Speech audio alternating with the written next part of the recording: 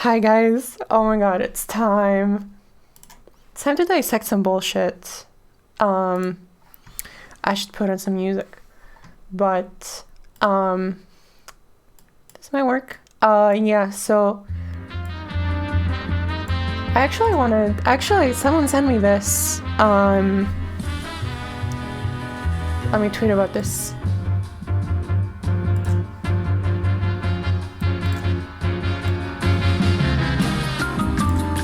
Hell yeah. Okay, so someone sent me this fucking level of shitpost, and I read some of it, and it has some very interesting, like, kind of, it walks a fine line between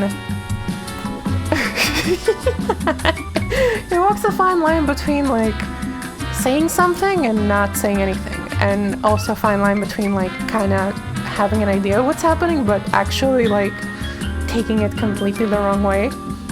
So I wanted to actually just check this shit because this is so funny, and also it's mega wrong in so many ways, but it uses enough kind of like big words that it might seem to some degree like, oh, maybe he has a point. No, he doesn't.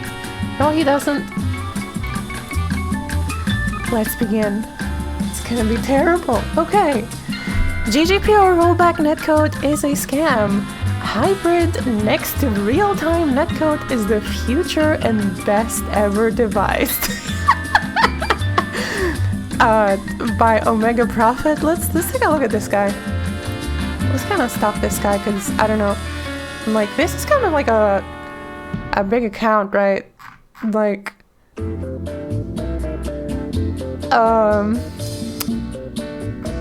so he's made other posts, and none of them are as insane as this one. I guess this was his first one, and then he started like making okay posts, but this one is insane. So let's check it out. In regards to SF5, the game itself is essentially playing against you if your connection is good and the other person's is bad. Already we're kinda on the wrong side here. Here's why. The delay is so high, it has to make predictions for you because it is flawed and designed to help those with bad connections be allowed to play with people far away from them. As horrible as rollback netcode is, it wouldn't be quite as bad if the person with a bad, slow connection, high ping had no predictions made, and if their data didn't respond in time, it was too bad for them. Okay, here's the wrong bits. Here's where we're already starting to have something like some terrible shit, because none of this is. Oh god, not that one. Oh god. Did I click this blank up? Fuck my life. Okay, wait. I got this. I need to capture paint.net. Okay. It's paint.net, baby. Here's the problem. Here's what this guy is thinking, right? This guy is thinking, here's a computer 1 in red. Here's the keyboard, and here's the computer 2 in blue. Computer 2 has a much better connection. Somehow he's trying to quantify the better connection, so like this guy is bad, this guy is good. So like somehow this guy should get priority, somehow like the game should measure the good connection versus the bad connection. Problem is like connection implies two endpoints, so the connection is not like an asymmetric me good, me bad. It's more the connection between these two people is what it is. So it's not like this guy is ahead and this guy is behind. It's more like the connection between these two people is whatever, and what we can measure is kind of like, you know, the round trip time, and that connection is affected by a lot of things like routing and whatever other external factors. But what this guy is talking about is because like you know, Street Fighter V had a problem where this guy's game could be running behind. So let's say So let's say these are my inputs, and then these are this guy's inputs. Basically, when I send inputs, you kind of send them with a time code. You say, this is my input from frame 2, and then you send it, and you're kind of both agreed on a delay, or you both have individual like kind of delays so the delay is like, okay, I've just received an input from frame 2, but I'll play it like a bunch of frames later. So like, let's say input from frame 2 comes in on frame 3. When we're at frame 3, this guy has received it and is like, okay, but with my delay, I already have kind of the input from this one. With my delay, I'll play it here, which means every input kind of arrives on time. So if you have the input for frame 2 and your delay is 2 frames, so if you have the input for frame 2 before frame 4, you're fine. The problem with Street Fighter V is sometimes the games got out of sync, so this shit moved, like one of these computers just moved down. Suddenly, when this guy sends you an input for his frame 2, it arrives on your, like, could arrive, like, somehow when he sends you for his frame 2, it could arrive in your frame, like, whatever.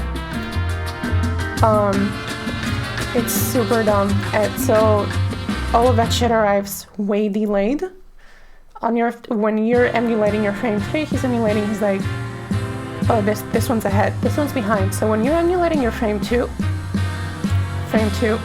this guy's emulating his frame 1. So when this guy sends you like this and it's delayed by 2 frames or like whatever, so you get his frame on frame 5, when if they were kind of simulating the game at the same time, they were synced, you would be getting it at frame 4 instead.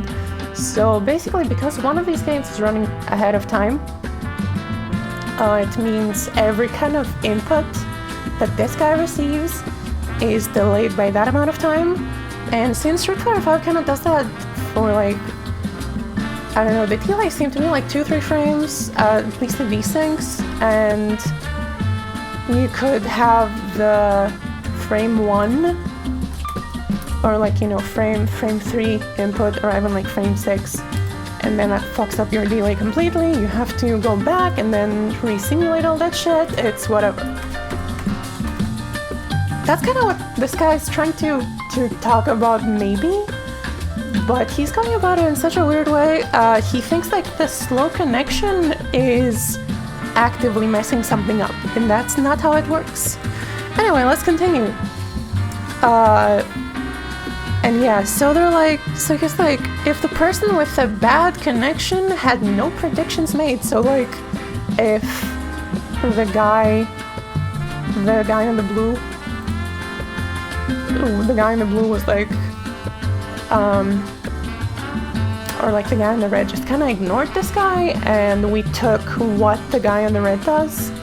For this whole example is delay based, but rollback is delay. So rollback doesn't really change how the netcode works. The netcode is called deterministic lockstep, and it means it kind of requires both of your games to have kind of deterministic outcomes to the inputs. So if you have, for instance, if you press a button, a combination of buttons on frame 3,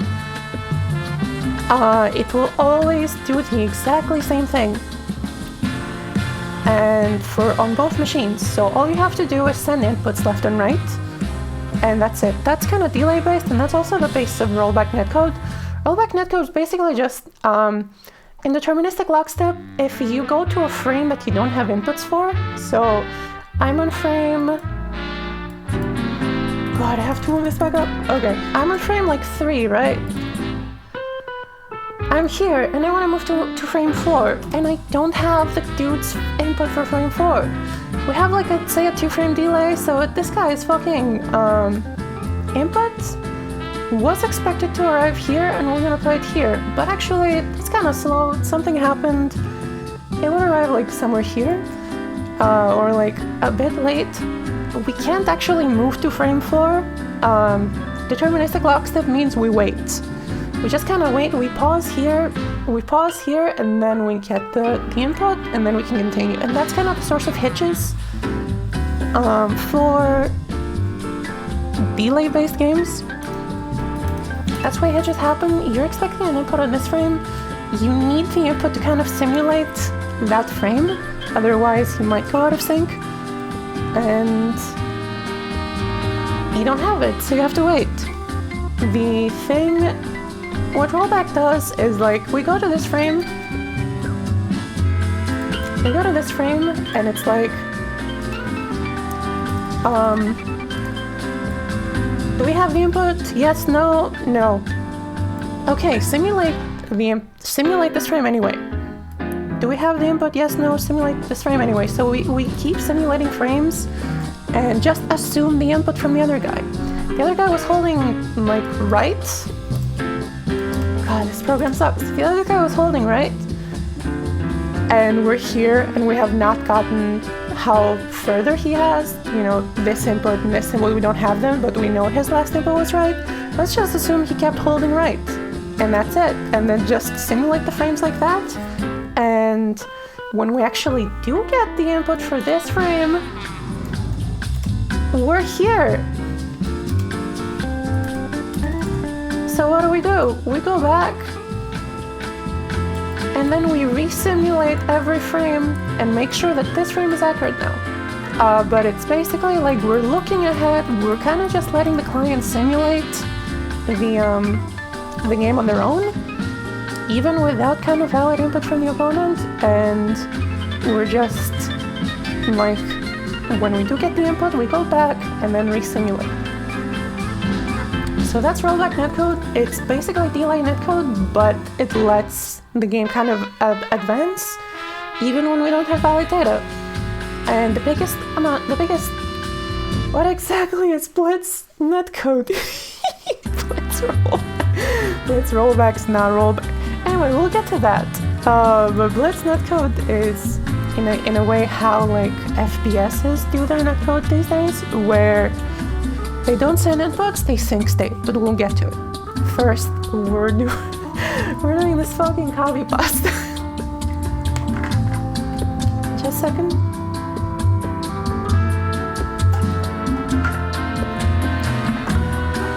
Okay, so the person with a good connection would pound the person with a bad connection because there wouldn't be any predicted moves. Basically playing against the CPU on the hardest mode. Yeah, what this guy means is like, if you detect a bad connection, you just kind of turn off rollback and you trust the player with the good connection. And the player with the good connection does not need the bad player's inputs. And that's absolutely fucking terrible, because again, there is no such thing as a bad connection for someone. There's such a thing as a bad connection between two people. Anyway, another way to explain it is the laggy player inputs one button, the netcode sees their connection is bad. How? And it predicts the full combo or next move over and over again, then checks to see if it was correct later. That's correct. And that's kind of correct, but it doesn't predict anything. It probably repeats the last input. This alone adds extra lag. No, this does not add extra lag. This one was barely true, and then this one is not true. This does not add extra lag. Because this is done on the client. It does add kind of processing power limitations, but this is kind of just entirely done in the client while you're waiting for them to fucking do a thing.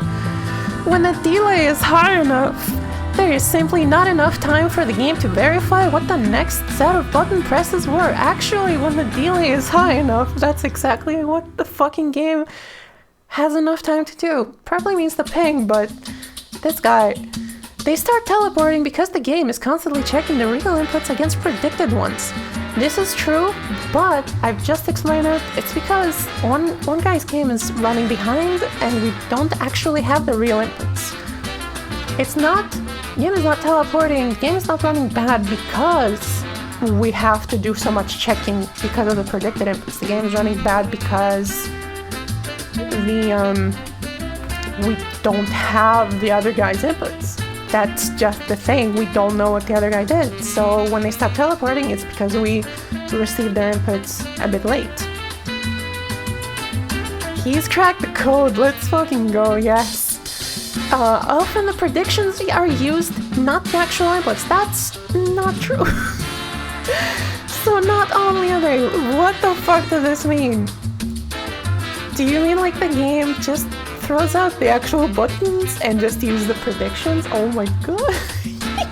So not only are they lagging like crazy, teleporting around like a maniac, they're also getting off perfect combos every time, even though they weren't even close to executing the button presses correctly. That's not how rollback works. All GGPO and other rollback netcode scams do is hide the lag while make it much, much worse. Okay, like, I need to have a fucking color map because some of this is true, some of this is false. All GGPO and other rollback netcode, yes, true, do is hide the lag, that's it. That's what rollback does. Rollback allows you to mask the lag by simulating your game while you don't have the other player's inputs. That's it. While making it much, much worse though, no, it's still delay netcode. Anyway, take a look from the creator of the scam himself. It doesn't make any sense even on the most basic logical level. I wrote GGPO to try and do a better job of solving the lag problem without sacrificing all the other great properties of this method. Instead of adding an input delay to the entire simulation, GGPO gives the local player immediate control over his avatar by hiding the latency of the connection in the startup of each remote player's action. This does a much better job of faithfully reproducing the offline experience in the online game. And yeah, that's from the guy. Yeah, this guy is saying that netcode hiding lag is dishonest, also like that the netcode creates more lag somehow, and yeah, the netcode creates more lag, and the guy with the bad connection is at advantage, and teleporting, means the one guy. So this post super garbage, I don't know. GGPO uses speculative execution to eliminate the perceived input delay for each local player. Oh my god, this guy right-clicked thesaurus that shit. Speculative execution is not a fucking phrase you say here. Speculative execution is when microcontrollers and CPUs assume one kind of branch is taken and then just execute some commands and they can go back. This is a microcontroller CPU, very low level term, but okay. Instead of waiting for all inputs to reach a player simulation before executing a frame, GGPO will guess what remote players will do based on their previous actions. That's correct. That is actually how it works. Congrats. Let's see. What if we put an AI into Harada? Harada was kind of did some shit like that, kind of assisting netcode with AI and all that shit. It's okay, I don't want it. Okay, this eliminates the lag experienced by the local player by created by the traditional frame delay method. This is true. The local player's avatar is just as responsive as when playing offline. Kinda. There's still some delay. Basically you want to find the amount of frames that you want to roll back. Okay, here's the second problem. Here's not just how this whole shit works, here's probably what's the problem with... God, I hate this program. By the way, have I mentioned? Here's probably what the problem with Tekken is, right? Let's say you have, I don't know, ADMS ping. Let's see, yeah. ADMS ping is ADMS ping is about like 5 frames, right? It is about 5 frames. It's like something like that. So, how much of this 5 frames is gonna be delay? And how much of it is gonna be rollback? How much of it is gonna be delay? How much of it is gonna be rollback? If you have all 5 frames set to be rollback, that shit's gonna that's gonna roll back every single time. And if you have more delay, of course, more delay is bad. So that's kind of a balance that each developer kind of handles on their own, how much kind of their game relies on the quick interactions and all that shit. So it really depends how responsive you want it versus how many frames of rollback. And actually, this is what I think is the problem with Tekken. Tekken used to have like 3 frames of rollback, maximum. And where do you think they put them? The 3 frames of rollback maximum, how do you think they distributed? They did not. When you get 3 frames of rollback maximum, they set the delay to 5 frames and then left those 3 frames of rollback to kind of handle bad connections. So we're normally expecting shit to arrive within 5 frames. When it doesn't, we use rollback. So they were not really using the rollback to alleviate bad connections. They were using the rollback to kind of, they were not using the rollback to lower the delay, they were using it to alleviate the bad connections. When they increased it to like 5 to 6 something, I think it's 6 frames rollback. What happened is probably they have like 2 frames here, and then everything else here. Something like that, because like increasing it from 3 frames to 6 frames is a huge kind of like adds a huge amount of overhead, because if they had used a lot of the 6 frame rollback to lower the delay, they would have had to kind of compute 4 or 5 frames of rollback like very frequently. That's actually huge. Already, the amount of rollback that they added is making the game chug. So the game is chugging these days because probably people's PCs and consoles cannot handle the more than like 4, 5, 6 frames of computed rollback. That's me guessing, but that's my educated guess. Anyway, though the actions of the other players cannot be known until their inputs arrive, the prediction mechanism used by GGPO ensures that the game simulation is correct most of the time. This is true. Oh, this is still the GGPO guy talking. Yeah, this is absolutely true. Most of the time, most of the time someone's just holding a direction. Like, when you press a button, most games don't really require you to press a lot of buttons in neutral in that many kind of cases, right? So, Tekken, you might like do some movement, you might fucking do some whatever. Tekken has a lot of movement. Street Fighter though, and like Street Fighter 2 especially, and kind of the games that started this whole thing, you kind of usually just kind of move in a direction and press buttons like, I don't know, let's say at a maximum like twice a second, 3 times a second, like, so usually the rollback is fine. Like you change a kind of your inputs like very few times a second, so usually it's fine. Bull crap! A fighting game needs to be correct all of the time. Every input needs to be accurate. This guy should meet Blitz Netcode. The fairest way to do that is to let the inputs be what they are. Not to hide or try to compensate for the weaker connection in any way at all. This guy is still thinking that one player's connection is good, the other player's connection is bad. No, connection is still in between 2 people. Connection is still in between 2 people. There's no like, I'm good, you're bad. There's our connection is bad or our connection is good. Just let the inputs be themselves. He doesn't kind of understand that when, he again does not understand that when what rollback does is help us when we don't know what the inputs are. Anyway, that next to real-time netcode. Actual real-time netcode is not possible because of speed limitations and what you perceive as distance limitation or realities. This is somewhere it's kind of obvious that it's probably a shitpost.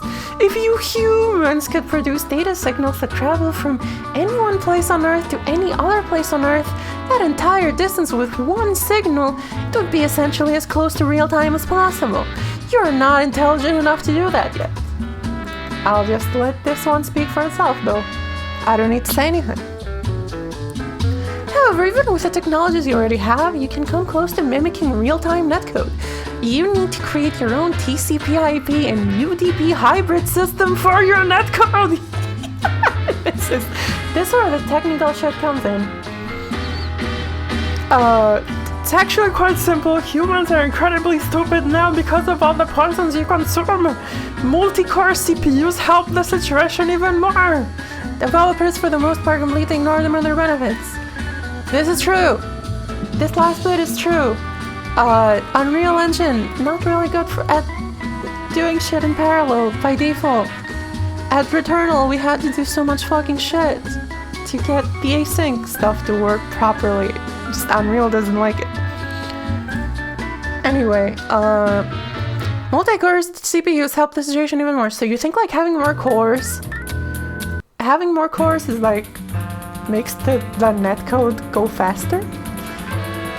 The CPUs, they give the inputs like a boost across space and time. Okay, so TCP/IP and UDP hybrid system for your netcode. Cool. Ideally, the backbone of your netcode is this setup. TCP/IP, TCP/UDP. I'm just gonna say TCP/UDP from now on. Oh, you're so smart. We get it, you vape. Or your own proprietary version that feeds directly into TCP/UDP connections.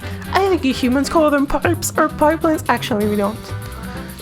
Should handle all the real-time data that must be accurate under any circumstance. So input data, the opposing player's position, if you hit the other player, if the other player hit you, blocking damage data, blah blah blah blah blah blah.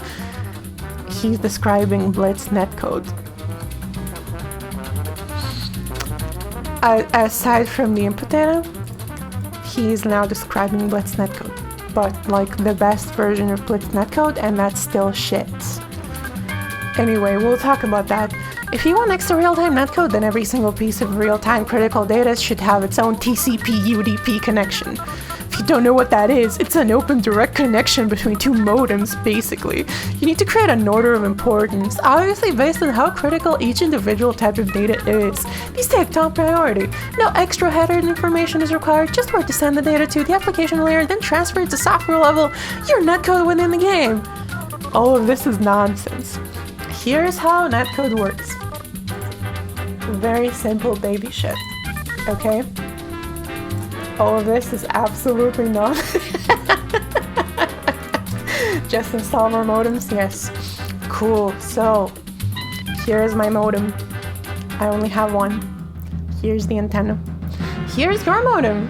Whose modem is this? Who wants to claim this modem? This is Sleep Mode's modem. Sleep Mode? Is this your modem? Hell yeah.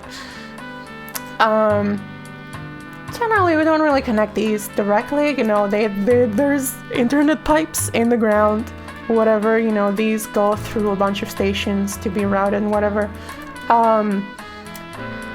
TCP and UDP are protocols. TCP and UDP are just like kind of protocols for sending the data. So like when I receive data from you, it's just a fucking stream of ones and zeros, whatever the fuck it is. I have no idea how to make fucking use of this.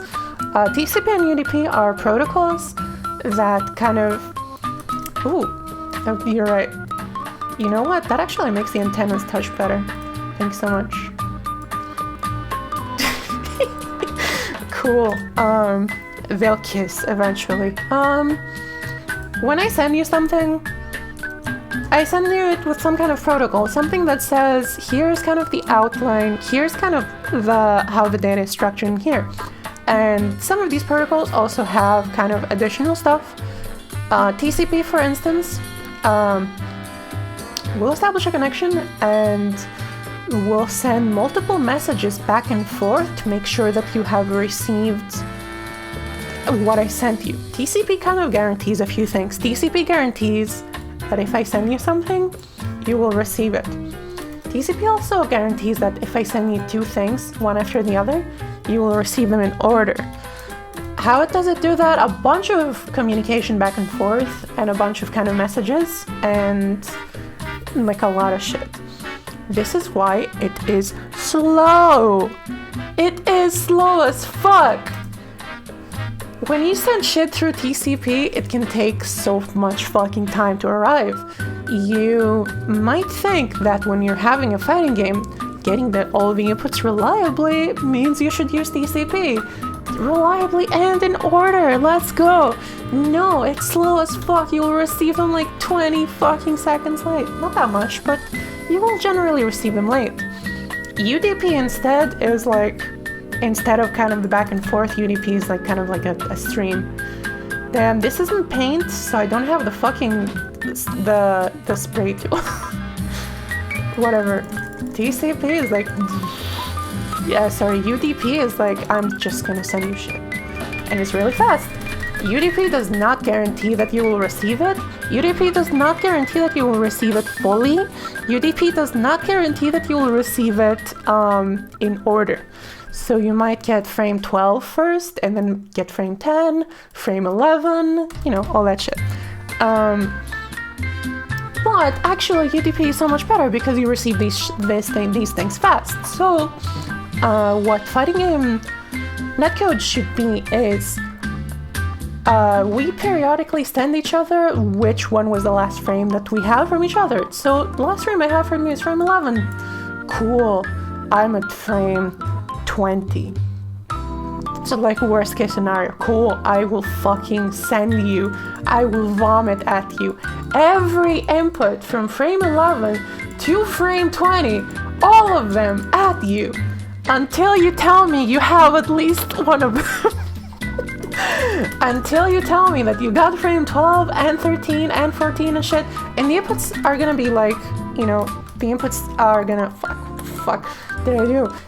The inputs are gonna be like, what I'm gonna send for the inputs is, hey, frame, let's say frame 12, I pressed the A button.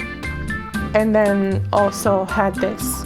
I'm gonna send you this so many fucking times up until the frame I am for frame 12, 13, 14, 15, up until the frame I am. I'm gonna send you this shit so fucking much until you tell me, yes, shut the fuck up, I got frame 12. Because this is fast, because this is fast, this is fine. Not only is this fast, but also the inputs, kind of the data that you send per frame for a fighting game is like 4 bytes. It's like, what's a bit? A bit is like, you know, a 1 or a 0.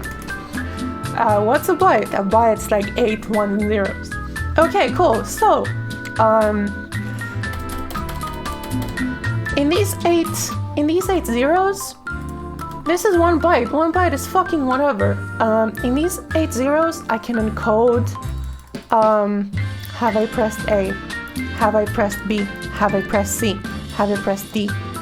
Up, right, left, down. Sure, send me another bit. Whatever. These are not 8. I don't care. Send me a half something. Start, select, I don't know, dust, a light punch, medium punch, light kick, heavy punch. Do you want to know how to do a fucking infinite? 2 bytes per frame. 2 bytes per frame is nothing. It's literally nothing. I'm sending you right now per frame, I'm sending you like so many fucking bytes per frame. So this shit is easy. The amount of shit that you have to send, the amount of shit that you have to send in between the routers is so minuscule that it doesn't matter. What matters is kind of the routing in between the routers. And if you use TCP, you fuck it. Because, again, I'm gonna send you the thing through fucking 50 other kind of junctions. And it's gonna be like, okay, I have received the thing. I must tell you that I have received the thing. Oh, you have received the thing? I must tell you that I have received the thing, that you have received the thing. It's not exactly like this, but you get it. It's like, it adds so many... Just... If you want better netcode, just yell at your phone. So, So what this guy thinks is like, you know, UDP, you don't really create a connection, you just fucking vomit data. TCP, you cannot create a connection. So he thinks, okay, I should open a connection in TCP for whether I pressed A. I should open a connection in TCP for whether I pressed B.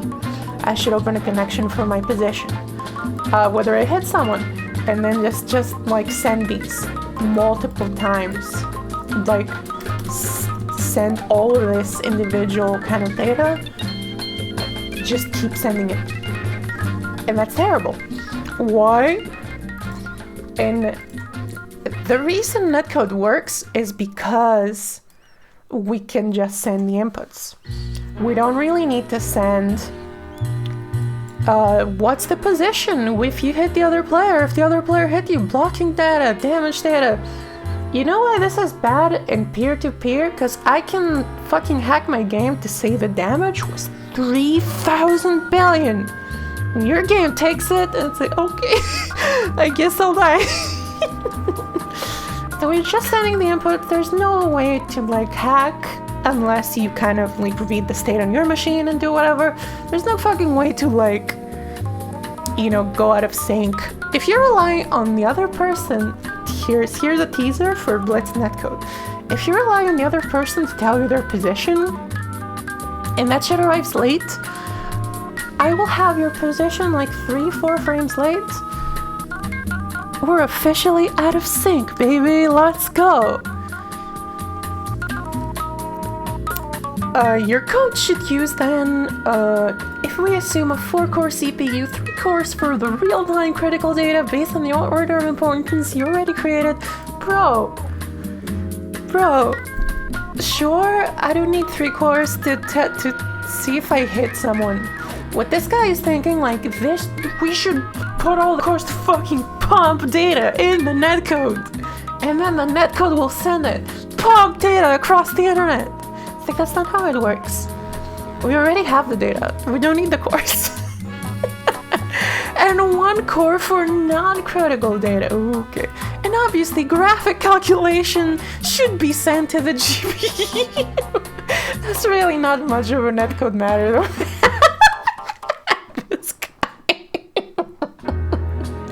This guy has just described a game machine. Bill Gates over here. The receiving end of the initial data should fire back a very small acknowledgement. 1s and 0s, yeses and nos, baby, just those. Hi, you do not understand how TCP works. I'm sorry.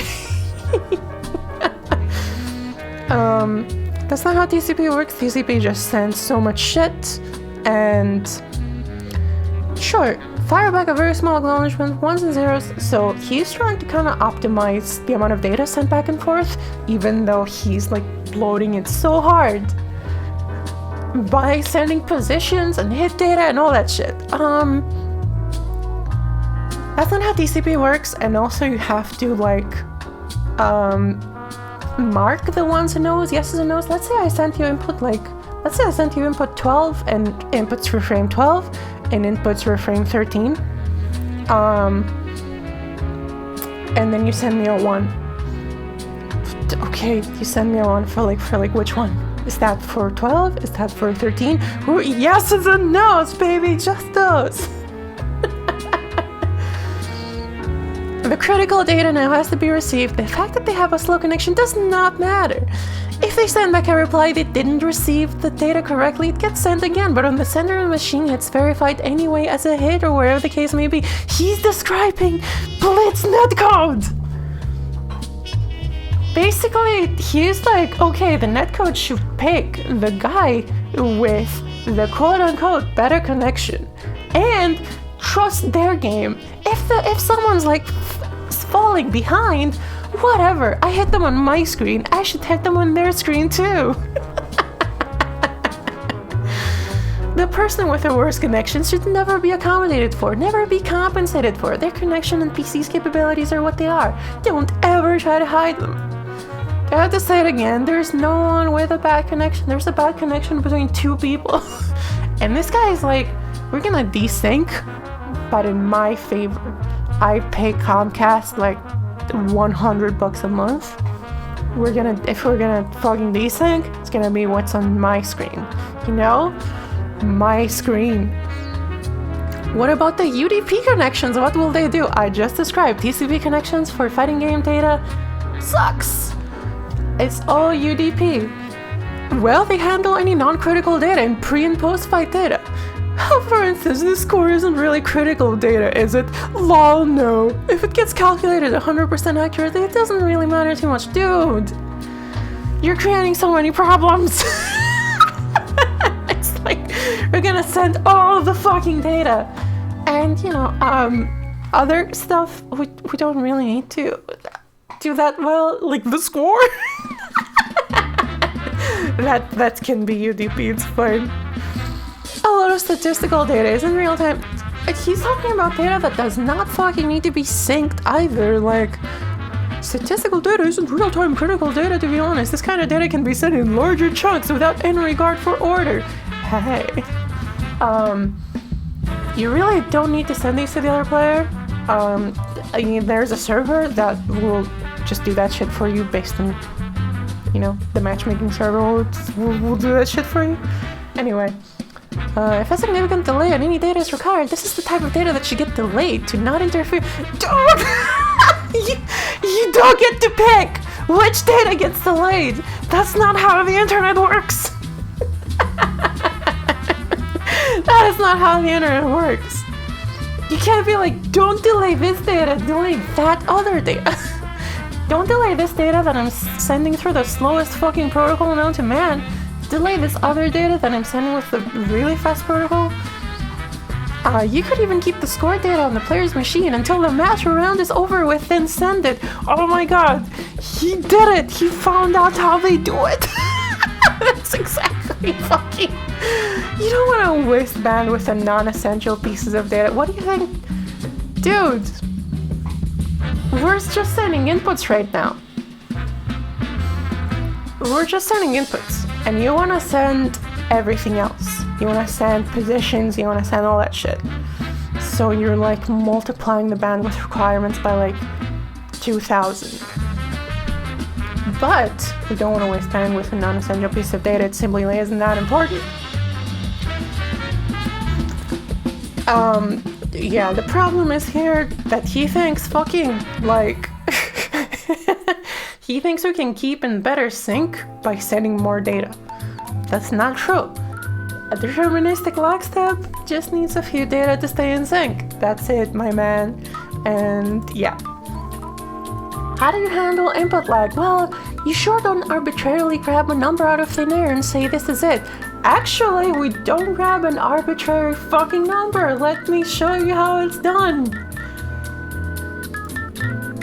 Let me do some highly scientific shit over here. This is highly scientific, guys. I don't know if you guys will get it. Here's my calculator. Okay, check this shit out. Check this shit out. How much is a frame? 1 divided by 60. Okay. How much is the 0.01666 whatever? How much is the delay?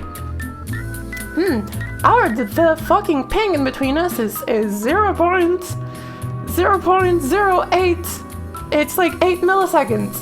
Okay, I will divide this by 0.0166666. Oh my god! We're round up! It's 5 frames of delay! Whoa! It's 5 frames! We just fucking divide the delay by how much it takes to get a frame. That's it. That's how we get the number. That's it. That's how we get the delay. That would kind of work. Someone might add 1 to be stable. We might add rollback. As I mentioned before, we just decided that the delay is 5 frames. The ping in between us, the time it takes for me to send an input to you, 5 frames. That's it. We did it. You let the players decide what feels and seems right to them. Anything below 40 ms is very good. The average is between 40 to 70 ms for display devices. Oh shit. It's like, okay. They're gonna play on like a fucking 6 frame or like on a 4 frame lag monitor. It's fine. You've arbitrarily doubled the average for some strange reason. Let the users pick the frame delay, then let them be matched with people who pick the same input delay. Or you could do it the safest way, the least complicated way that will generally be accepted by the vast majority of people. You logically go ever so slightly above the average 72 ms, 4.5 times 16, bingo, what's his name-o, 4.5 frame delay.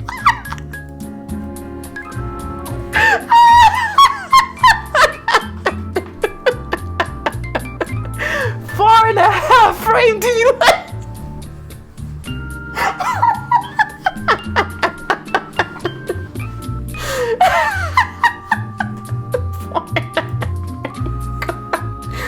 Oh God, how do I explain it? Yeah, we can go between the frames.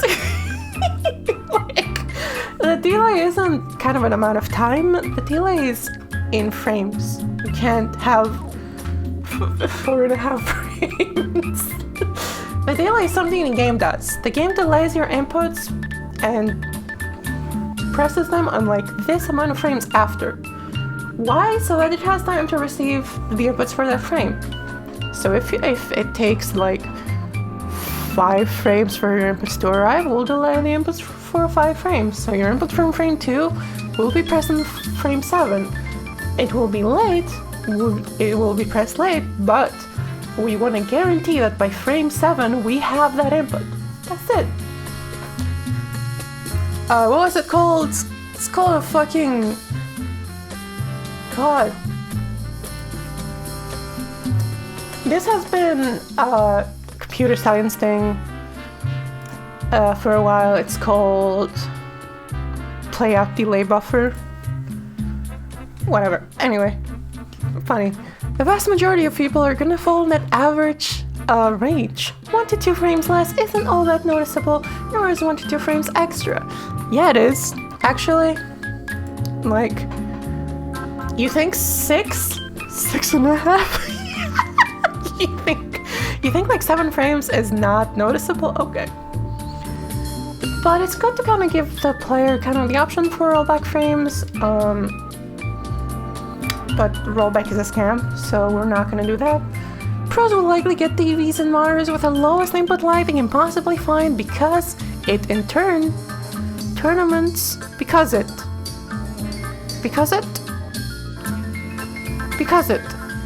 in turn, tournaments should use the same generally accepted input delay TVs and monitors, be exact. Tell me about the DNR standard. This is many of their livelihoods. Why shouldn't they be able to compete under the most optimal conditions they obviously can?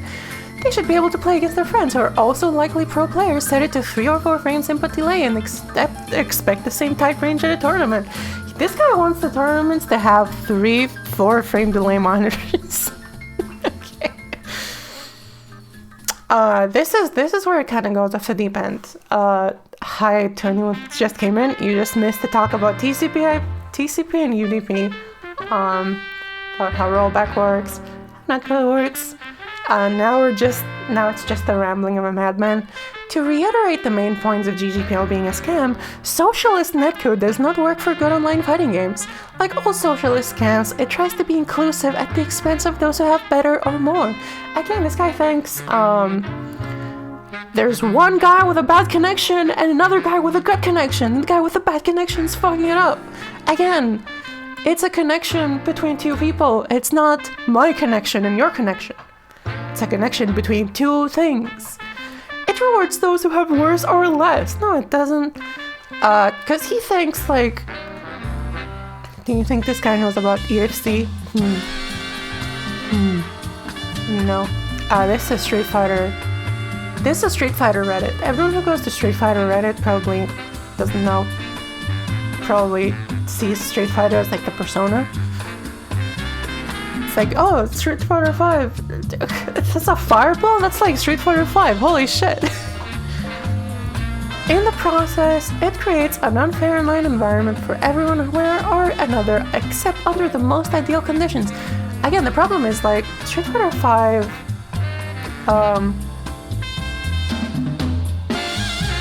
Was it 192? I thought it was 120 in EFC. Like EFC displays, I don't know. I think EFC just runs at 120 or something, or not. It was some weird number. Was it 100? Whatever. Again, this guy thinks that because someone has a bad connection, that's why the teleporting in Street Fighter 5 happens. Again, Street Fighter 5, the teleporting happens because one of the players' games is running behind, so all of the inputs that you receive are late. When you're emulating like frame 6, they are emulating frame 3. So they can't send you the input from frame 3, you will not receive it until you're in frame 9. So you receive their frame 3 when you're on your frame 9, so you'll have to roll back all the way back to frame 3 and then just, it will teleport all around. EFC was running at a weird frame rate. I'm quite sure, but whatever.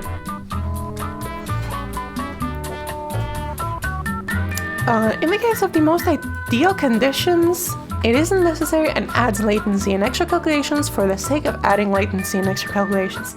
I believe I've talked about how this thing works. You guys should be able to write theses on how fucking netcode works after this lesson. Oh my god, we've been at it for an hour already. To clarify, when I say that when I say have their own connections, I mean each individual button. You press the punch button that gets sent on its own connection right away along with did it hit. Nice. Nice. Okay.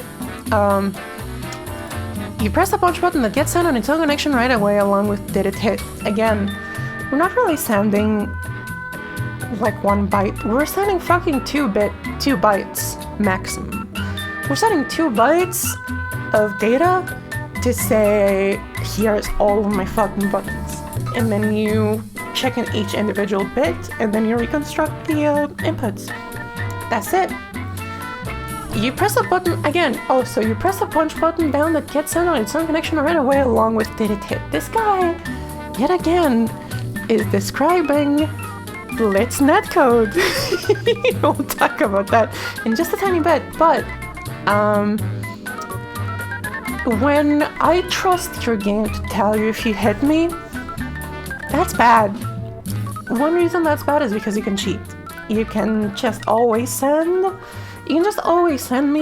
the inputs and tell me, oh, I pressed a kick and it hit. I pressed this thing and it hit. Oh god, it hit you on my screen. And that's not good. That's terrible. And that's because you can just cheat. You can just fucking just say that. Also, like, basically, what this guy thinks is like we should send all the relevant data, and yeah, basically this guy says we should send positions, we should send like, you know, animations, state of the animation, all that shit. And it's like, okay, if you send me my position and it arrives like 4 frames late, now we're desynced. And now you tell me during that desync that you hit me on your screen, but on my screen I moved away. You sent me that you hit, so I gotta listen to you and get hit, even though on my screen I wasn't there. It's fucking playground politics of netcode. It's, yep. It's like, I have laser gun, laser finger gun, no I have the magic mirror, no I have the magic rock that breaks magic mirrors.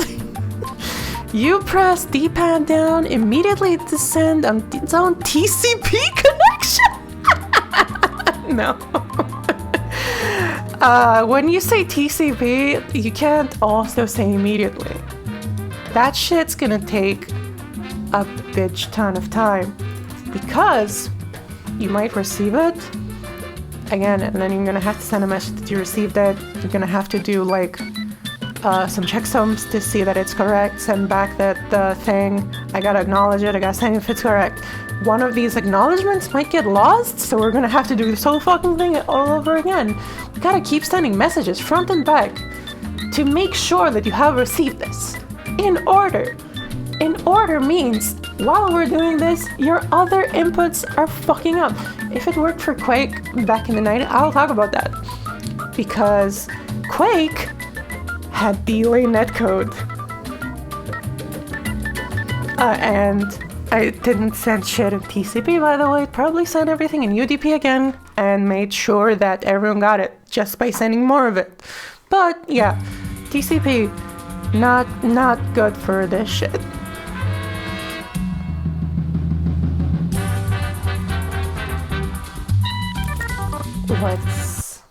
Yeah. Is this the thing? Oh god. Okay. Sorry. I'm back. Quake had delay netcode. Quake had deterministic lockstep. I know you might think this is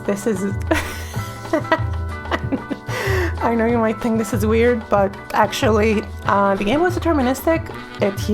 And every player sent their inputs to every other player, and then they had to wait until every other player had the inputs. Quake had input delay. I'm pretty sure it had input delay, and Quake also had like the hitches, the traditional kind of delay netcode hitches, because some people were waiting to get the inputs. And that didn't last very long. In 1998, they made Quake World, I think, and switched it to a client-server model, and then the players just kind of ran the game on their own and sent their inputs to the server, and then the server sent back state. And I think, I'm not an expert on Quake, but to my understanding that was it. But literally for Quake had delay netcode and they found problems with it. And it lasted all of like 2 years. When I say fighting game netcode is stuck in 1996, I mean it. Like other games moved away from just delay netcode in 1998. That's it. Fighting games are not implementing anything on top of delay netcode and they're stuck in 1996. And that's sad. 1996 is fucking more than 25 years ago. Literally 25 years ago. Jesus. If you press D-pad down, immediately it's sent on its own TCP connection. You press geek while D-pad is held down, it gets sent immediately, along with whether or not it's a linker and whether or not it hit with the necessary frame window on its own connections. So again, this guy is like kind of describing Blitz netcode. Like, I sent to you what I did, and you have to accept it. On my screen, it was a one-frame link. I don't know, dude. Even if we're out of sync and the other guy is like, well, wherever, yeah. The person on the other end has to acknowledge the data before they can do anything else, before they can respond with blocking and moves on their own. No!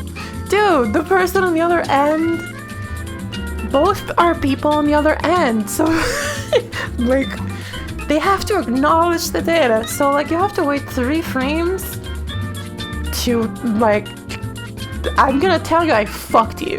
I'm gonna tell you I punched you in the face. You have to wait like 4 frames to get the data that I punched you in the face before you can do anything. by that time, oh god, I punched you in the face. Since the data is now being sent in such small pieces, okay, we're gonna change it from 2 bytes per frame to like sending so much shit every frame. The chance of any long idling in gameplay are very low. The latency would have to be very high for both players and the bandwidth slow. The inputs of the laggy player get discarded because they can't keep up. Bro. Again, when I'm running the game, when I'm running my frame 3, I will never ever have your frame 3.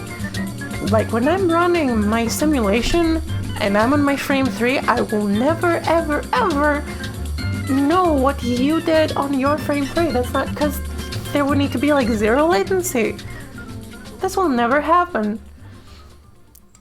So like both players in this model would not be able to keep up. Why? Because again, like there's fucking time. Their connection, but again, he thinks like we should pick the guy with the best connection and he's the boss and the other guy is just lagging behind. While really in lockstep netcode, nobody's really lagging behind unless it's Street Fighter V and it's done really poorly. But a big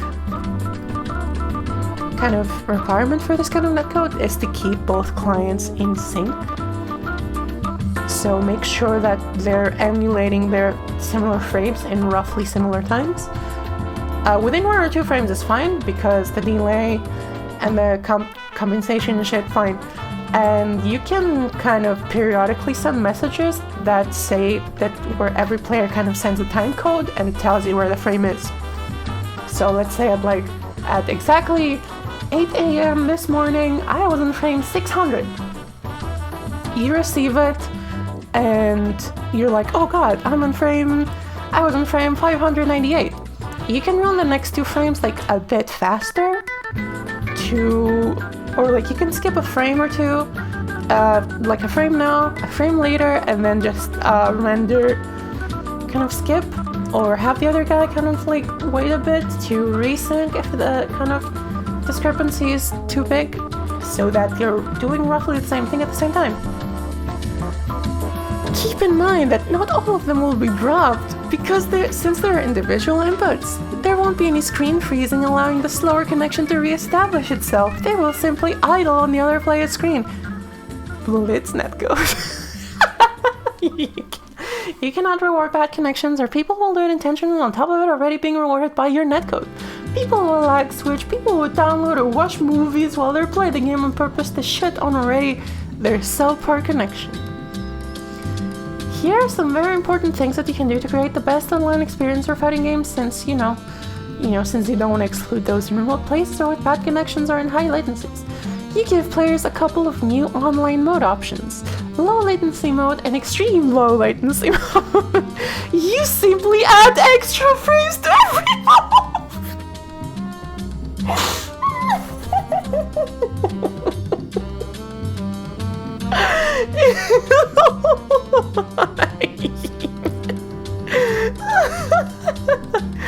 Low latency, you simply add extra frames to every move. Simply just add extra frames to every move. Forehead. In low latency mode, there should be no 3-frame moves at all. 5 should be the minimum. Now the players have extra time to send and receive each piece of data, as well as to verify them to the sender. He invented... This man invented delay netcode, but he's putting it on move startups instead. You have to have the option to do this offline as well, so they can practice executing with more leniency on the moves. Extreme mode, you bump it up to 8 or 10. This is clown delaying. It's worse than clown in every way, worse than delay in every way, but it's still delay. And you keep the frames as they are for pro players and anyone who wants that experience. You can even go further. Actually, he didn't even invent delay, because like increasing the startup does nothing unless you're like skipping forward. I guess he does mean like, hey, we're gonna skip forward. because we're sending state instead of just inputs. Anyway, okay. You can even go further in extreme mode, allow them to set their own minimum frame moves and search for others with the same settings. Not everyone wants to be a pro player. Most players just want a fair and smooth experience online. No one wants to be cheated by the netcode or actual cheaters. Lag cheating would be advantageous to the person not cheating instead of the cheater now. They're just going to idle and get their brains beaten in. None of this is exceptionally hard to do. The only question is, do you give a shit enough to actually do it, or is money all you care about? I will give this to your competitors as well. The time of the GGPO scam is coming to an end. So all of this is wrong, except this one. You know why companies have not implemented rollback? That's why. Because some marketing dude has decided that it's not going to bring enough people in for the investment. That's it. He's written more paragraphs in the comics. I really don't I don't want to. It's some galaxy brain shit. But this is a very good introduction to Blitz Netcodes. For you in the chat who are this guy. You in the chat are this guy. Blitz netcode? I only know about the usual delay and the rollback netcode, but never about Blitz netcode. Is this some self-written netcode, or is it available like rollback is open source? How does it work then in comparison to those above? Would be glad if some dev can explain it a little bit about it. Thanks. It's a rollback netcode and dedicated servers, basically. It's not rollback netcode and dedicated servers. Oh, I see. Instead of P2P, it is handled from a server. And then Abuk says it's ass. Abuk is the guy that's been playing this game, I think, on Twitter. We wish. Here we go. How is Blitz netcode different from rollback? Blitz netcode is fundamentally different from rollback and delay-based netcode. The input delay for Blitz netcode is always 0. Unlike delay-based and rollback is delay-based, by the way. Rollback is delay-based. Blitz netcode doesn't require both players to be completely in sync. We don't need to be in sync for a fighting game. These are some issues with synchronous online gameplay. These games add in long artificial input delays in order to keep the game in sync. Maybe true. Not really long, but okay. Not with rollback. The game will always be locked at 60 FPS. False, actually. That's a console thing. Generally, you can do some... Basically what you can do that nobody has done, because why? Because people are kind of designing these games for arcade and for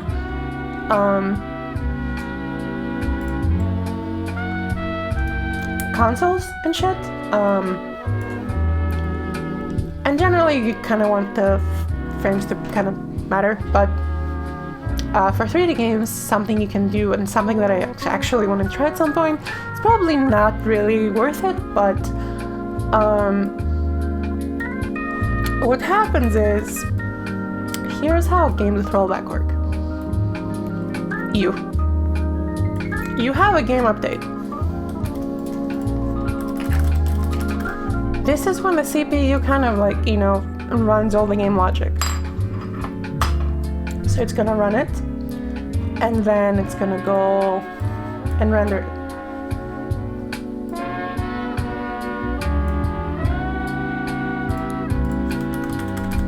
And render it. So it renders it, and then it kind of goes back.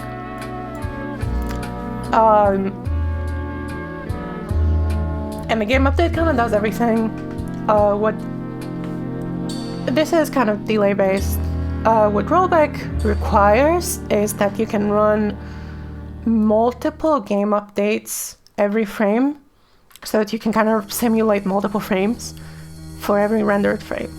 So like if you're kind of rolling back and resimulating like 8 frames, the game would require you to do this up to 8 times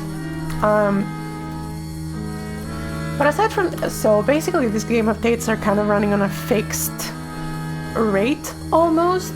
So after you render, you see how much time has passed, for instance, and let's say if the game is running at 30 FPS, that's fine. Here you check how much time has passed between the render and the game update, and you see that you need to queue up like 2 game updates. You can do that, and you can run the game at 30 FPS. It's gonna be a bit choppy, but yeah, that's how online games do it. In general, that's how you need to do it if you have rollback. If the game runs slow, you just simulate 2 frames, you send 2 frames of inputs, and then you render once at 30 FPS. At 45 FPS, it's gonna kind of alternate between 1 and 2 frames, etc. Aside from the game update, you can also, that means that the game doesn't need to be locked at 60 FPS. It's specifically because you can run multiple game updates every frame. That's not really something a lot of games do. Street Fighter V did it. We don't, but yeah, it's mostly because we don't really have a lot of frames or a lot of games with rollback, but yeah, that's how games do it. So, the game will always be locked at 60 FPS is false. If your computer hitches below 60 FPS, the entire game will slow down for you and your opponent. False! I just said that's not how it works. Any network lag may cause your opponent to teleport to the correct location. I guess that's true. Visual artifacts. Okay. I guess that's true, but like, that's true for every netcode. For example, in rollback, your opponent can go from standing idle to 8 frames into a jab instantly. Yeah, if you have 8 maximum frames of rollback. Again, we talked about like using the how many frames of rollback you use versus the delay you have. Most games, again, will use like 3-4 frames rollback. We'll use some amount of rollback for, in general, lowering the delay, and then the rest you handle kind of hitches like this, but this is like the worst fucking case scenario, like 8 frame rollback. Okay, this can cause the game to feel unpolished or rough. Usually, rollback is like a few frames. You kind of want to set up your shit so that rollback is usually like 2-3 frames. That's Gucci. Lastly, Blitz Netcode utilizes low latency dedicated servers, whereas rollback and delay netcode use peer-to-peer. Peer-to-peer is the cheaper solutions because it forces the players to host their own games. However, this results in an unstable connection regardless of whether players use a wired connection or not. Hi. Okay, let's talk about this.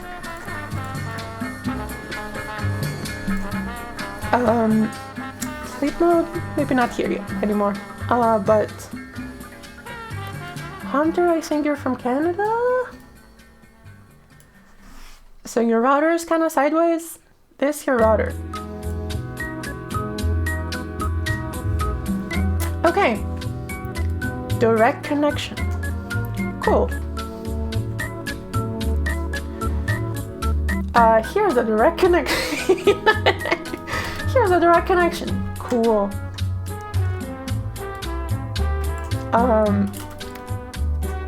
Basically we're routing from one router to the other. It's gonna be kind of the shortest kind of routing we can get. Instead of that, what if there was a server over here? Oh god, I need... Okay, this is the server, this is the keyboard. Every server has a keyboard and a CRT. So instead of going here, I'm gonna go boop boop boop boop boop boop. Boop boop boop boop boop boop boop. Oops. Now we're sending shit through here. Shit gets sent through here. The overall distance is actually increased. So you're actually increasing the amount of time that it takes from me to pass the thing on to you. Here's why regular games do it. Regular games do it because there's a lot more modems. Here's sleep mode. Here's... I don't know. Here's my wife. So if I'm gonna send this and this and this, I'm sending a lot of data. And you have to send me a lot of data. And you have to send a lot of data. Fuck. And now keeping all that data in sync and making sure that it kind of arrives at the right times for everyone. And making sure that it arrives at all. And also like, which person's data do you trust? Like this guy, I said I hit this guy. On my screen though, on this guy's screen, this guy's like never, this guy would never hit this guy. This guy's behind a wall on my screen. But this guy says he hit this guy. Who do we trust? Fighting games can get away with this because all we're sending is inputs, we're not sending state. In regular games, we can't send inputs because it's too slow. We have too many fucking players to sync. So we put a server in the middle. This kind of lowers the necessary connections to like 2 per player instead of like expanding. Instead of here's a graph. Oh my god, we're having graphs now. Here's a graph. And then the amount of connections go up this way instead of going up this way. This is good. This is bad. So this is with a server with multiple players. This is peer-to-peer with multiple players. This is bad. Anyway, that's why regular games do this. But when it's 2 players, you're basically just kind of increasing the distance or increasing the delay. On the other hand, with dedicated servers, players can consistently have low latency matches. Without a doubt, Blitz Netcode is the most complex networking technique ever used in a fighting game. Wow! Let's talk about Blitz Netcode. Here's Here's Hunter again? Sideways router? I mean, I've been in all of these. So here's sleep mode. Here's a server. And how do you know it's a low latency server? It's because it has a fancy crown. It's the Burger King of servers. Low latency server TM.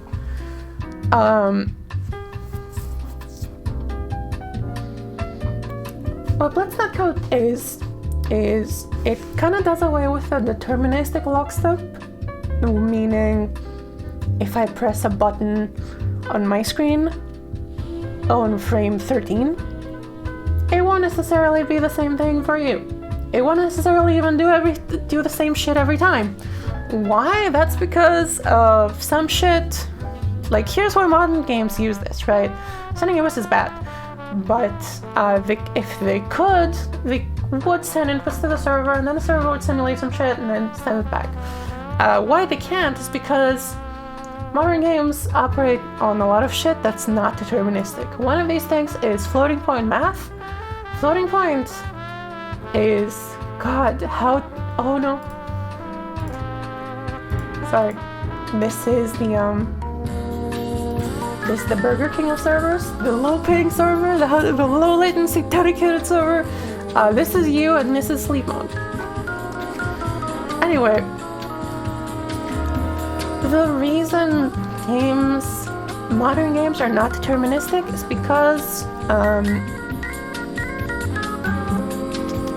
the RNG states are not synced usually. The RNG kind of seeds are not synced. There's also like floating point inaccuracy, so let's say, what's 1.5 plus 1.5? You might say it's 3, but in floating point, it's like 3.008 something, way low. There's gonna be like a very low kind of deviation because floating points are set up to kind of describe numbers at just about like any scale. So they can describe very low numbers and they can describe very high numbers. They're set up as a number and an exponent. So the actual thing I think is like a number times e raised to the power of exponent.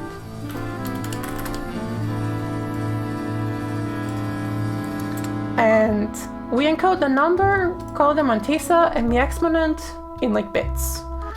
And we kind of, by increasing the exponent, we can kind of represent numbers in various kind of scales.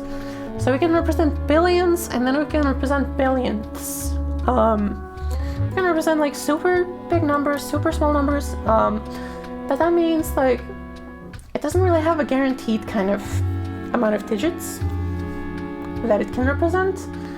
So when in a computer you type 1.5 plus 1.5 minus 3, the result is not 0. And the result is not 0 in different ways for every CPU and like operating system and architecture. And you know, because CPUs can do like optimizations, CPUs can handle rounding in different ways, and it just can interpret the bits in different ways. So a computer can see like, I don't know, these bits in a float and tell me that it's fucking a number. Your computer can see these bits and it's a slightly different number. And that's why games these days are not really deterministic. So how do we keep them in sync? We keep them in sync by sending state. We're gonna send the position. We're gonna send, you know, animations. We're gonna send kind of our state. So we're gonna say, okay, we're here, we're in this position, and stuff like that. Along with position, we're gonna send something called a RPC, a remote procedure call, which is like constant stream of data here, and then an RPC is also kind of a stream of data, but it kind of describes an action that just happened. An RPC would be like, I just shot my gun. It's like, oh shit, I just shot my gun. This goes here. The RPC goes to the server, and the RPC goes back here, and is like, oh, this guy just shot his gun. And the gun shoots on your screen too. And the inputs are also, and like my position is also kind of received there too. So you're constantly getting a stream of data on where I am. And then you get RPCs that tell you what I'm doing. So you can get like, not everything is sent. For instance, like simple animations are not sent. Like if I send you my position and my velocity, you can probably pretty easily like recreate my animation state on your end. So the data is not that much because animation tends to be secondary in most games. So yeah, we send a bunch of state. We send like position. We send like velocity. We send other things like, oh, am I crouching? Am I something? And we also send RPCs to say, oh, I just crouched, or oh, I just fired my gun, oh, I just did a thing. And then on my screen I do the same, on your screen I do the same thing. What does the server do? Because my game is inherently desynced from yours, because I'm just sending you my position. If I send you my position and I'm at like 10 meters to the right, this comes like 10 frames late. Now we're out of sync because you've got my position 10 frames late and I'm still moving. We're out of sync.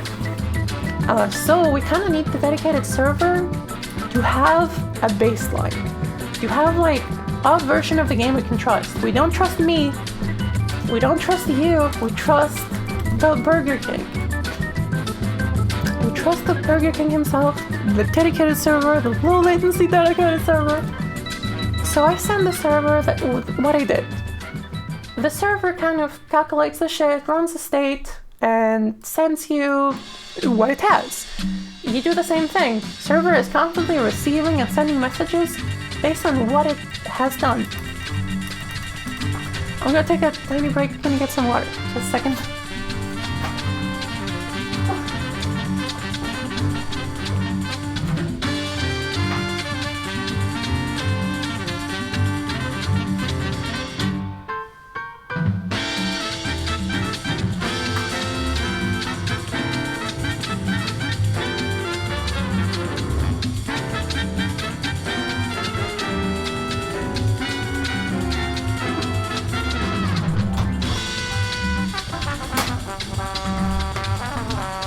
So, when I tell you that on my screen I hit you,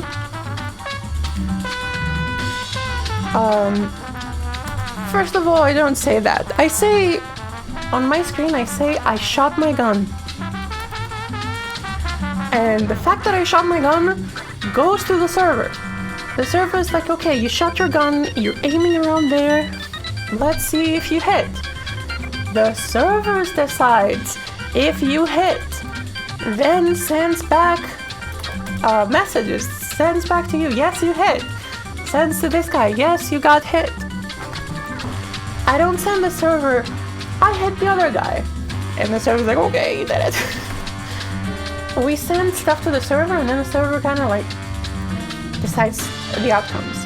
This is kind of a distinction between stuff that's handled client side and stuff that's handled server side. In CSGO, you have cases where you like shoot a guy and they have blood. The blood splatters on the wall, but you actually deal no damage. That's because on your side, if you hit them on your screen, it will kind of give you the feedback that you did. And the game will kind of hope that the server also agrees. If the server disagrees, you don't still do damage. And you just get the kind of minor, like, just small kind of visual desync that you hit, but they didn't get hit. So they have blood on them on your screen, they don't have blood on them on their screen. That's because kind of the feedback from shooting someone is on the client side, but the actual like gameplay ramifications of whether you hit someone are calculated on the server and handled here and then propagated to everyone else. So kind of that's the advantage of the server. Like, without the server, I can tell you I fucking shot you in the face. And you're like, I guess you did. With the server, it's like, I shot him in the face. And you're like, no, you're behind the wall. Fuck. That kind of... Okay. That kind of... And you know, games tend to have ways of kind of masking the delay because sending something to the server and getting it back still has some delay. So they will do like interpolation. And interpolation just means I have the state from now and from, you know, I know where you are right now and I know where you are moving. You'll continue moving in that direction. So you'll get to see something like this. This guy tried to spin. And the pig player desynced here. We're not receiving any more messages from the pig player. So the server extrapolates that, okay, she was moving in this direction, let's just keep moving in this direction. Okay. Server just extrapolates. Oh. And then receives back the message that she was actually here. Oh god.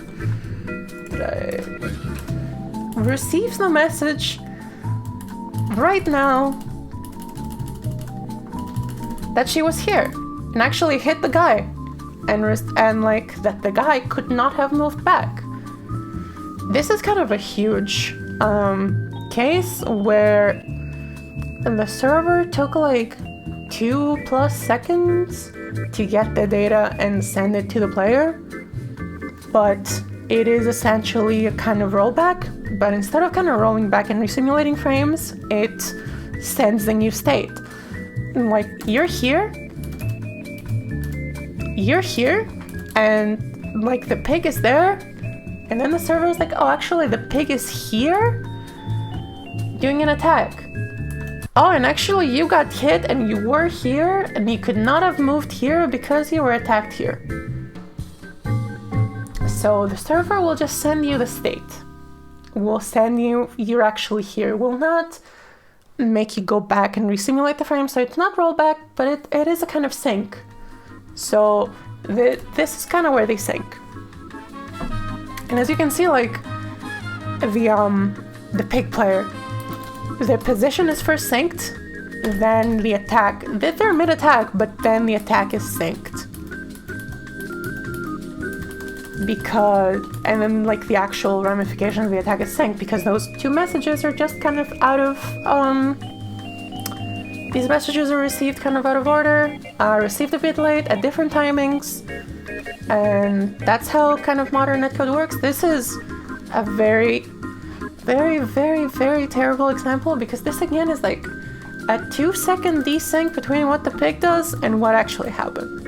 So the pig sends to the server information like 2 seconds late that I was actually here and I hit the thing. Probably like a lag switch or something. Stuff like that, you know. Imagine if we had that in fighting games. Blitz netcode.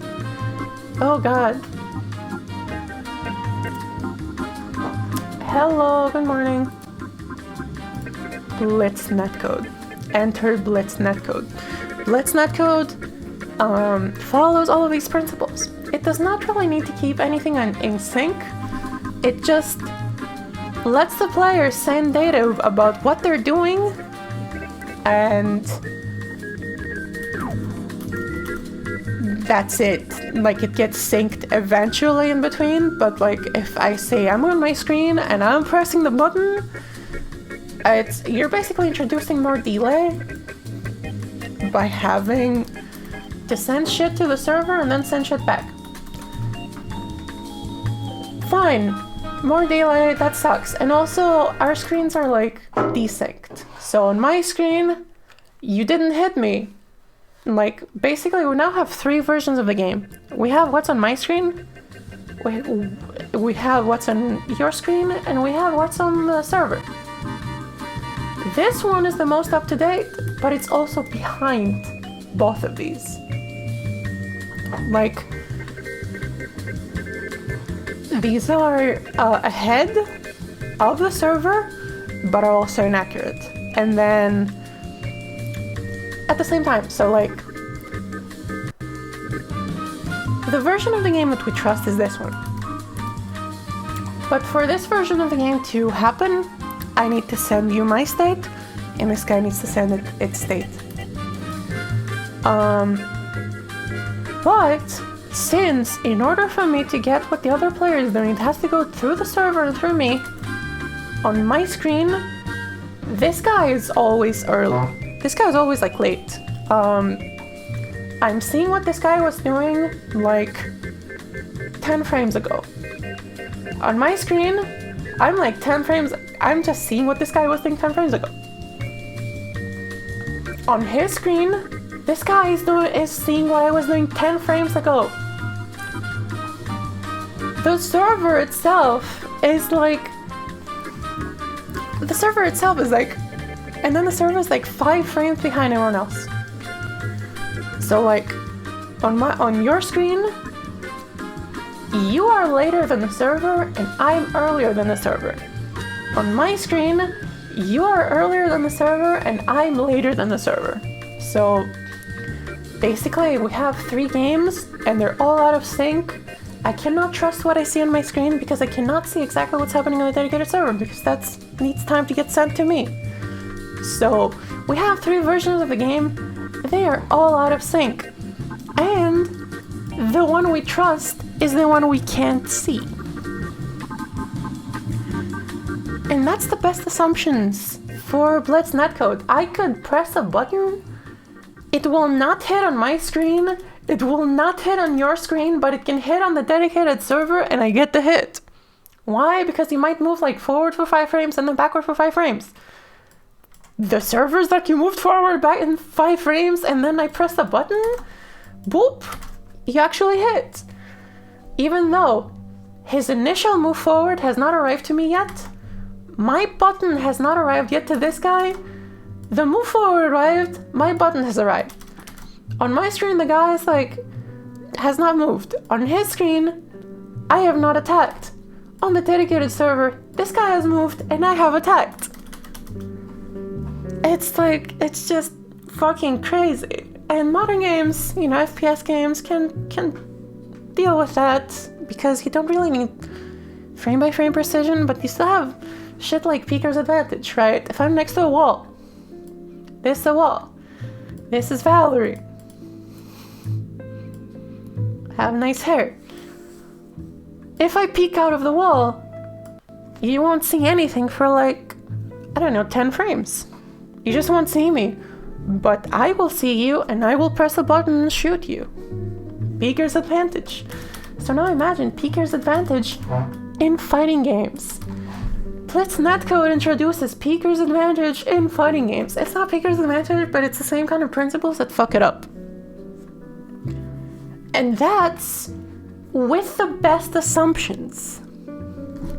That's me assuming they have implemented it correctly. Guess what? They haven't. Let's find the tweet. Let me find the tweet real quick. Oh, where is it?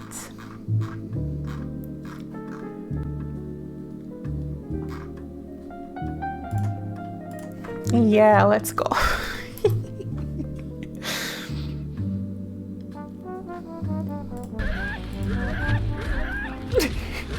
Let's just let me. I know. Let me just figure this out real quick. Here we go.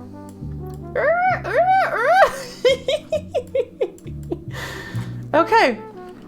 Sound design. Okay. Cool. What I want to show is like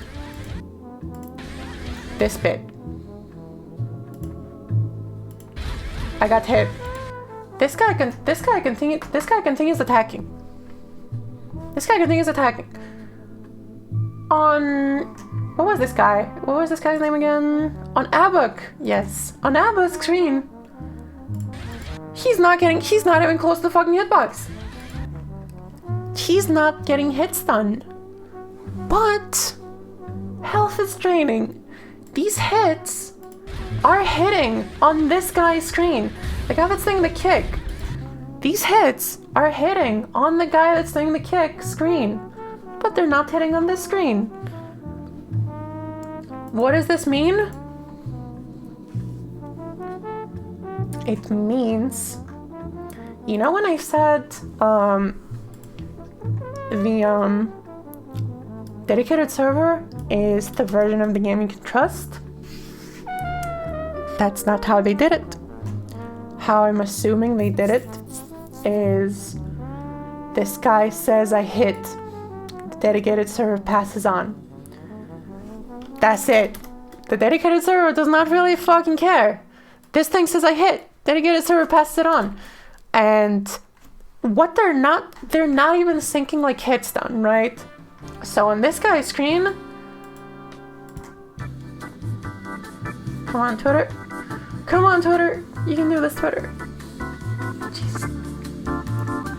Twitter fucking sucks, by the way.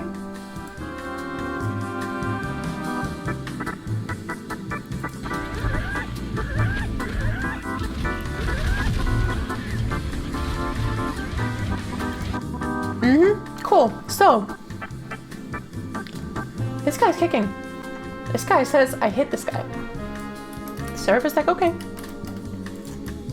You hit this guy and gets the damage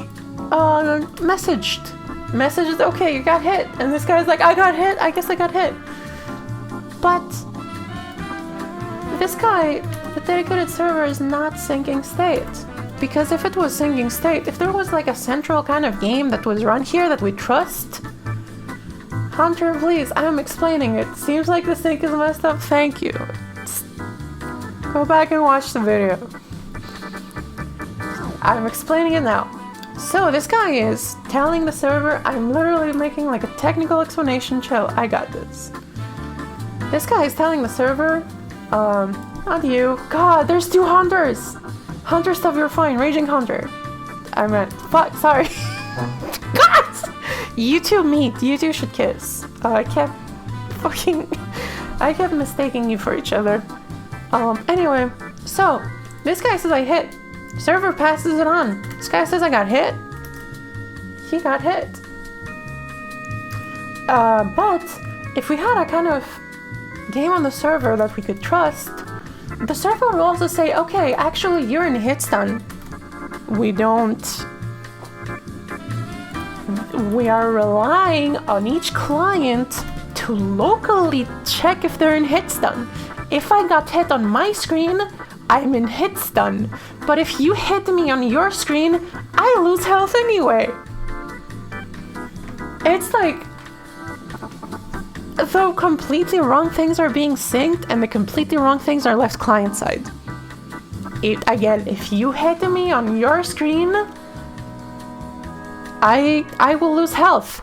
I will lose so much fucking health. But if you don't hit me on my screen, I won't be in hit stun. These kinds of states are not just synced at all. That's the fucking joke. That's the biggest joke of all. Death seems to be synced. This is death. Probably not even synced. Like the hit is being sent. The hit is being sent here, by the way. From this kick. This one, the kick hit. We're almost on the fucking other kick. And that's where the death is being sent. That's when the guy realized he's dead. From a hit that did not hit on his screen. So... now he died. Oopsie poopsie. So the model that I described with, oh god, I had the thing, but yeah, like, let me do this again. So kick hits. Now we realize we died. We realize we died like half a second after the kick actually hits.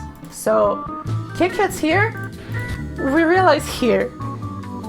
That's when we're so fucking out of sync that's when we realize. And again, these hits are not fucking hitting on this guy's screen or whatever. Like, just these states are not synced. Maybe this guy is in hit stun on his screen and this guy is not in hit stun on his screen, like on this screen. These states are not synced. Just the position and the fact that you dealt damage. What? Okay, so the model I described, yes, basically it's a netcode that despite having a dedicated server that should have kind of a trusted version of the game, it says whatever happens on your screen is fine. It happened on your screen, let's fucking send it. If this is Elsewhere netcode, this is exactly Elsewhere netcode sleep mode. Thank you so much for getting it. That's exactly how Elsewhere netcode works. We'll move on to that one. But that's exactly how that game works too. But yeah, so when the dedicated server has like the version of the game we can trust, it's called an authoritative model. It's like authoritative netcode, which means we give authority to the server. Yeah, man, I should have done this when I had read about the Elsewhere netcode, but yeah, that game actually works the same way. But yeah, we give authority to the server and we're like, your version of the game is real. But we're not gonna do that because this is Blitz netcode. So when I say this is some YouTube tutorial shit, it is YouTube tutorial shit. They're sending the messages, they might have a server and they're sending the messages and the server's like, okay. Okay. This is a guess so. And it's not really syncing the important shit, it's just, you get shit like this.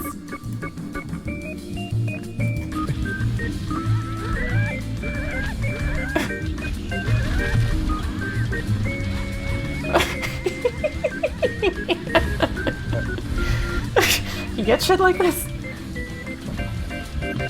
And this thing. And you can kind of see the desyncs, right? That guy. This guy popped up in the air. For a second. Oh god. Oh no, that was a side switch. This guy still. The health. Look at that!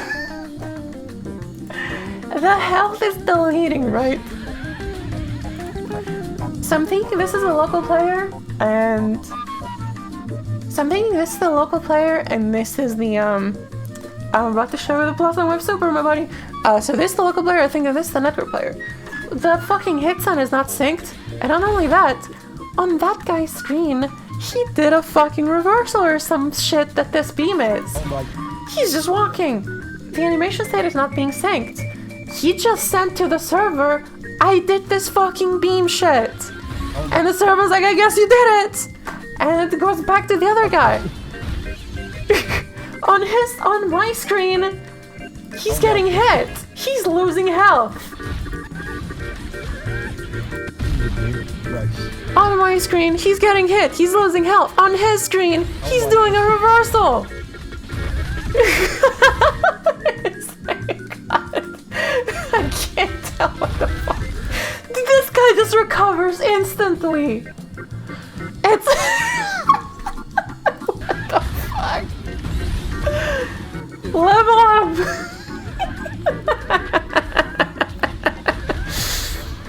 Living in the world where the beam animation was not sent properly, but the beam itself... Yep. Blitz netcode, baby! Okay, let's check elsewhere netcode.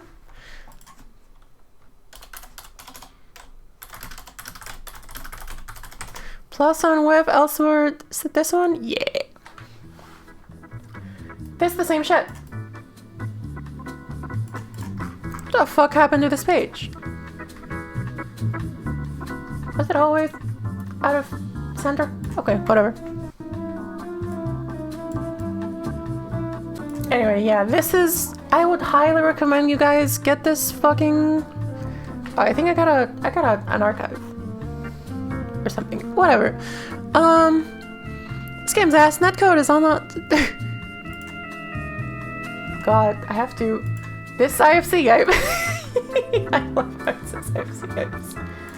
Okay, let me go into clip mode again. Oh god. So many window captures.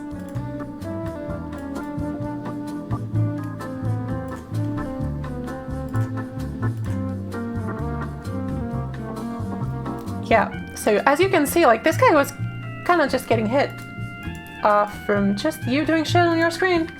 Like, this fucking button here did not hit, but it hit on his. Why? Because the dedicated server was out of sync. I don't know if these guys had dedicated servers or peer-to-peer.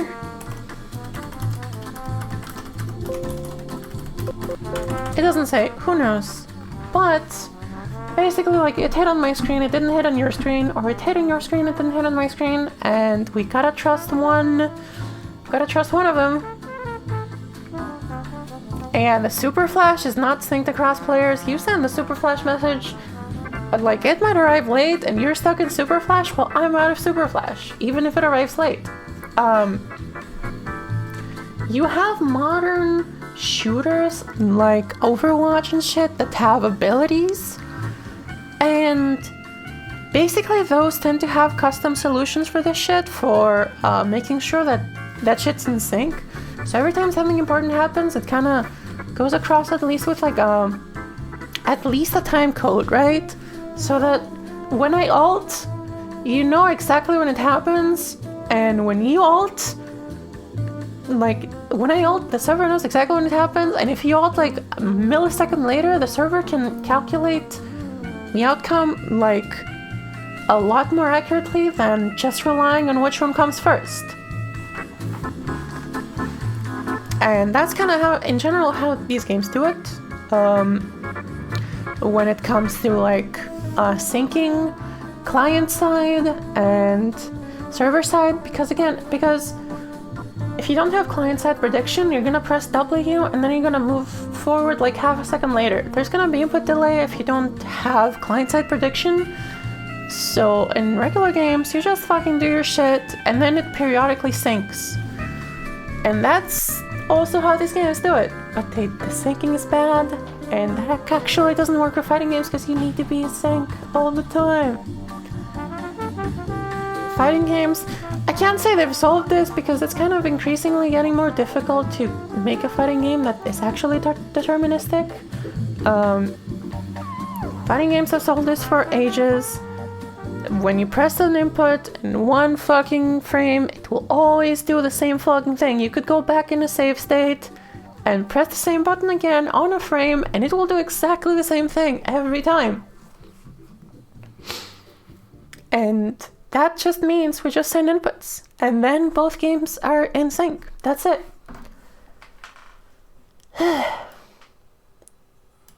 Sleep mode, that's exactly, you're getting it. Listen, I hope you guys understand how netcode works. I went into a fucking 2-hour rant about how netcode works. I hope it was fun. We're now gonna check some shit. Sleep mode, I think you retweeted this. Great, now shut up about the netcode. Really got me wondering if they don't truly understand how long we've been asking this in fighting games. I went and dug up some random posts from back in 2008 and 2009. This is true. Again, when I say 1996, delay netcode 99 fucking 6. That's how 25 years back. That's where fighting games stuck.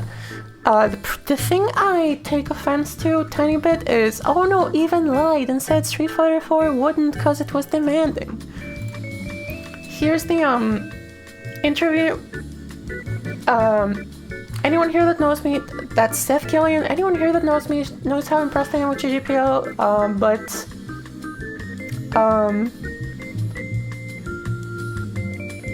What is it? Basically, they said they wouldn't do rollback because it takes the most processing power. That's true. That's real. They didn't lie and say it was demanding. Street Fighter 4 is a complicated ass game. Pretty sure it was using a new engine for them. It had, particle effects. It had weird hitboxes that were not trivial to compute intersections for. Had a bunch of shit. On the PS3 era, it's not easy to ask for a game like that to simulate multiple frames every frame. Simulate multiple game updates every frame.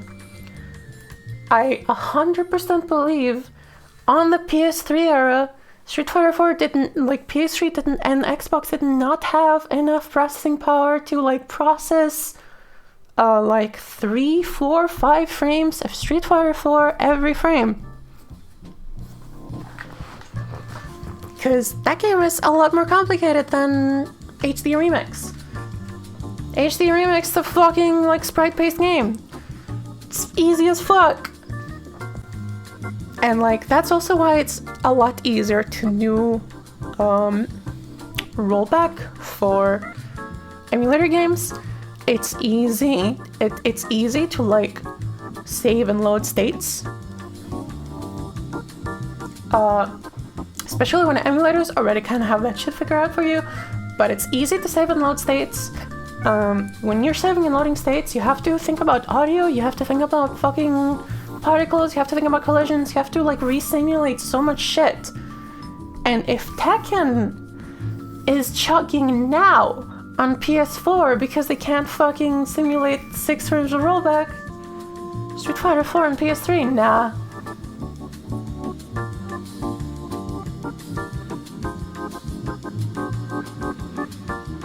A lot of that was the same issues that NetherRealm faced when implementing. Yes!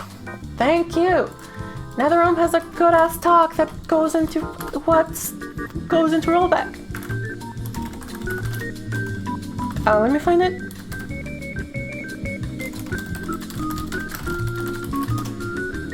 They talk about. Here it is. 8 frames in 16 milliseconds is the name of the talk. You have to run all of this shit in 60 milliseconds, and a graphically complicated game, super fucking difficult. So they talk about how they optimized their particle systems so that they work. They talked about how they optimized how they save states. When they save the states, it's how many developers? You do make your own solution that ensures that it can work correctly with a particular sort of game? Absolutely. Every game is different. And back then, again, Street Fighter 4 could not have rollback, I think. They would have had to do so much fucking work to optimize it to that point, and I don't know if it's even possible. Maybe on PC, but yeah. I'm gonna link this talk to the chat, but if you guys wanna fucking see what rollback takes, this is some shit. It's definitely not like a plug and play kind of thing, because so much fucking work goes into like efficiently saving and loading states, because these games are fucking expensive to like calculate frames for.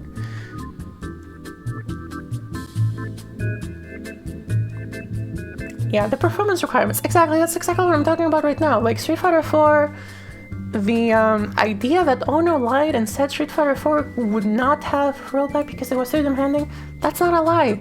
That's absolutely how it fucking works.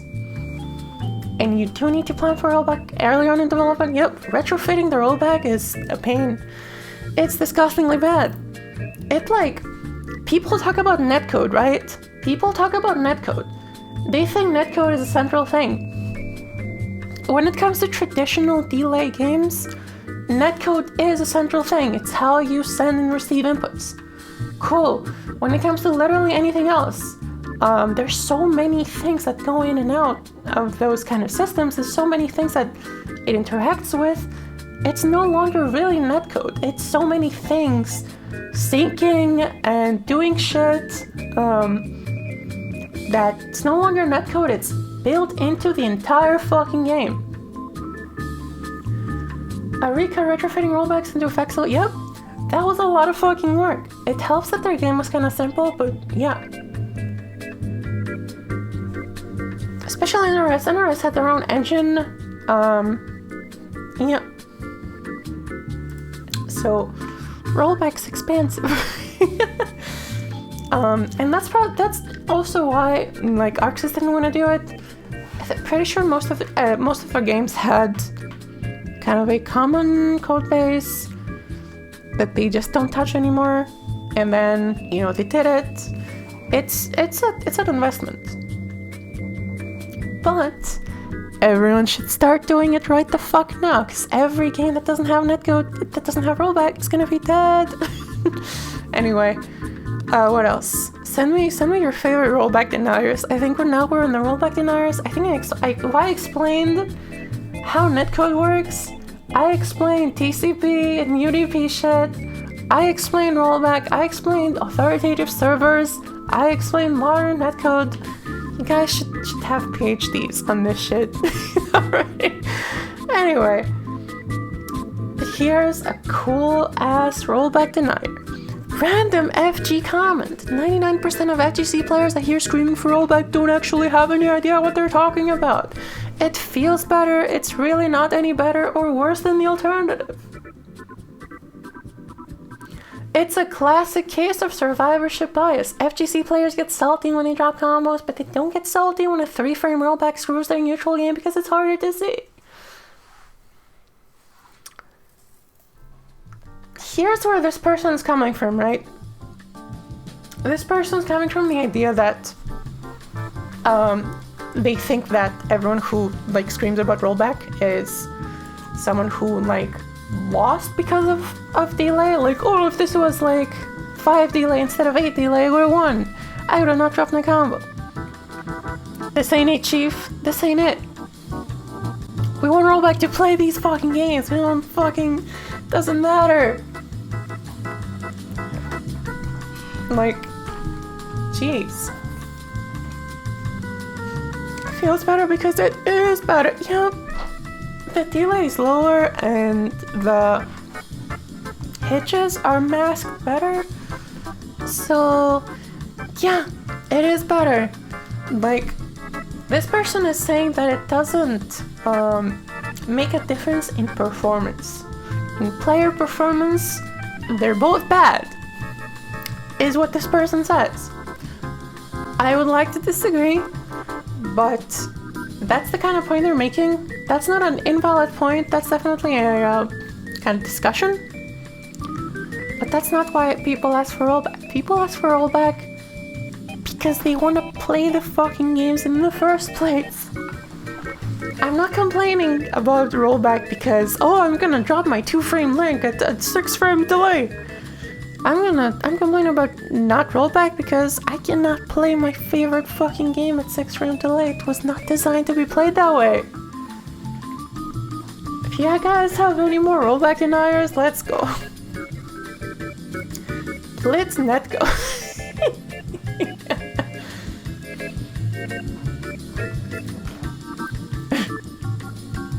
Yeah, these guys are like Mugen 3D. And I love the reviews. Hey, that's Habak. Hot garbage netcode actually makes things extra hilarious. It's not even like the game pauses sometimes. The game pauses a lot.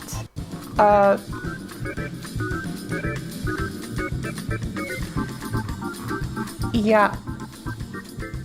Pretty terrible shit all around. So that's Blitz Netcode. That was a technical explanation of Blitz Netcode and netcode in general and how this shit works. I don't have anything else for you guys. But yeah, rollback is rough. And the Infinite Versus guys probably just did not know how to fucking do it. If I go on YouTube, Unreal Engine 4 Network Tutorial. Cool. I will watch this 30-minute talk. And that's it. I'm not gonna move on from that. That's what I'm gonna base my whole fucking game on. Solo dev, same thing. I'm not gonna actually watch this talk, I'm just looking for music. That's the idea. Let's go with this one.